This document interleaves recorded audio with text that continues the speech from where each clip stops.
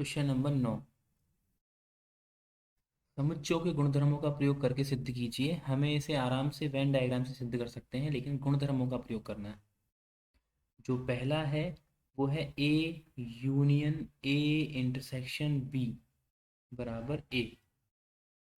अब प्रत्येक सेट जो होता है स्वयं का उपसमुच्चय होता है, और यदि ए इसमें हम ए इंटरसेक्शन बी, ए का बी के साथ लिया गया इंटरसेक्शन जो होगा वो भी समुच्चय ए का उपसमुच्चय होगा, क्योंकि ए और बी के इंटरसेक्शन में ए वाला पार्ट तो जरूर आएगा, और ए जो है वो ए का उपसमुच्चय होता है। इसका मतलब ये वाला पार्ट भी ए का उपसमुच्चय ही होगा। ये भी ए का उपसमुच्चय, ये भी ए का उपसमुच्चय, और दोनों ए के पार्ट हैं। तो A union A intersection B जो होगा वो भी ए का उपसमुच्चय होगा।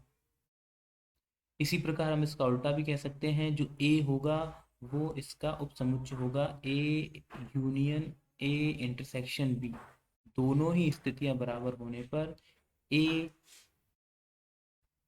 Union A intersection B equals to A. इसका दूसरा पार्ट देखिए। दूसरा पार्ट है A union sorry intersection A union B. इसको लेके चलना है और हमें सिद्ध करना है ये ए के बराबर। प्रॉपर्टीज के अनुसार पहले हम ए इंटरसेक्शन ए के साथ लगेगा, फिर है यूनियन ए इंटरसेक्शन बी के साथ लग जाएगा। ए इंटरसेक्शन ए का ए के साथ इंटरसेक्शन ए होता है A union A intersection B, और हमने यहाँ प्रूफ किया है जो कि ए के बराबर होता है। ये हमारा हो गया। लिखते हैं ना from first.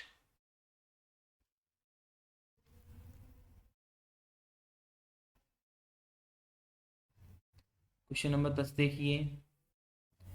A intersection B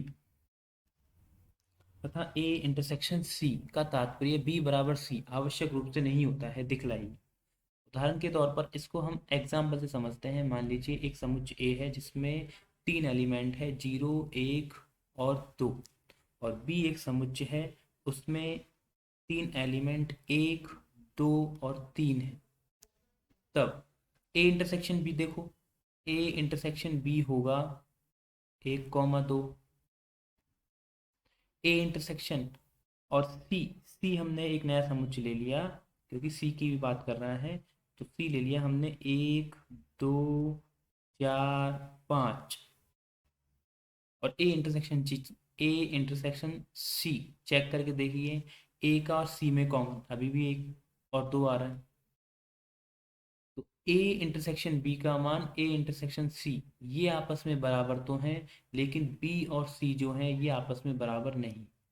अतः हम कह सकते हैं कि B बराबर C आवश्यक रूप से जरूरी नहीं है कि बराबर हो।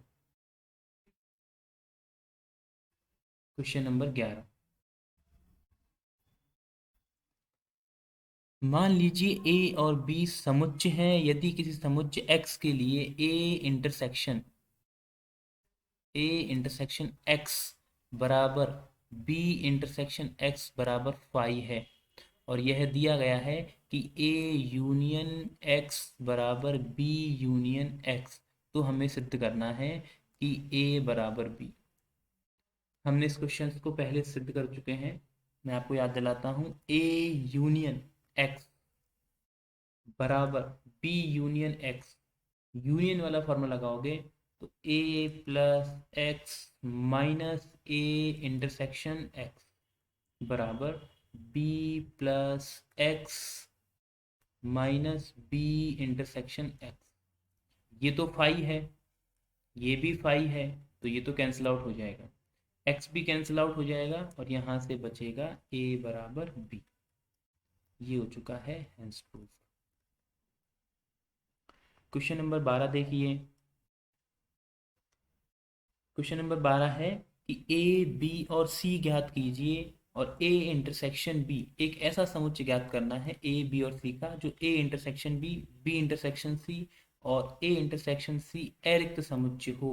अर्थात ए का बी में और बी का सी में और ए का सी में कॉमन आने वाला कोई ना कोई एलिमेंट हो, वो खाली नहीं होना चाहिए। और जबकि तीनों का जो एलिमेंट है कॉमन, वो वाला पद खाली होना चाहिए। ऐसा कोई एलिमेंट, जैसे मान के चलिए एग्जांपल हम लेते हैं, ए एक ऐसा एलिमेंट है जिसमें दो अवयव है 0, 1। बी बी एक अवयव है जिसमें दो एलिमेंट है 1, 2। और सी सी एक एलिमेंट है जिसमें अवयव है 2, 0। तब ए इंटरसेक्शन बी, ए का बी के साथ इंटरसेक्शन 1 बिल्कुल है क्योंकि एक कॉमन आ रहा है। बी का सी के साथ इंटरसेक्शन 2 है। ए का सी के साथ इंटरसेक्शन 0 बिल्कुल है। और A intersection B intersection C, तीनों में कोई भी एक अवयव कंटिन्यू कॉमन नहीं आ रहा, इसका मान हो चुका है 5। तो ऐसे समुच्चय के उदाहरण इन तीनों को हम देते हैं।